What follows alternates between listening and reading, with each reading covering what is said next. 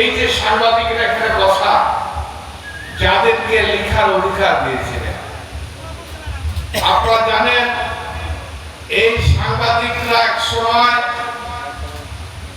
সমস্ত পত্রিকা যখন বাতিল করা হলো, এই সাংবাদিকরা তখন ফলের দোকান নিয়ে প্রেস ক্লাবের গেটের সামনে এবং মুদির দোকান নিয়ে বসেছিল।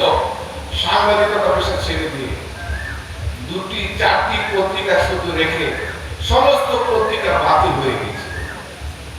সেই গণতন্ত্রকে জিয়া রহমান সাহেব আবার পুনরুজ্জীবিত করে বাংলাদেশের স্বাধীনতা, গণতন্ত্র, কথা বলার অধিকার ফিরে দিয়েছিলেন এবং এই মে 30শে মে হত্যার মাধ্যমে সে গণতন্ত্রকে আবার ধ্বংস করার ষড়যন্ত্র করেছে।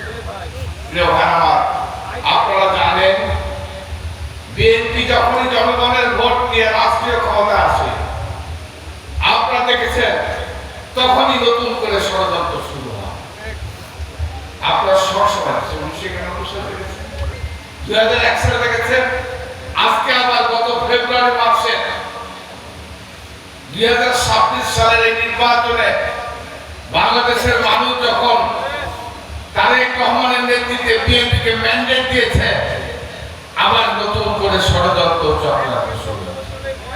বাংলাদেশের মানুষের মধ্যে গণতন্ত্র, মানুষের কথা বলার অধিকার যখন ফিরিয়ে দেওয়ার জন্য কাজ করছে তারেক রহমান, তখন সেই বিদেশি দেশীয় ষড়যন্ত্র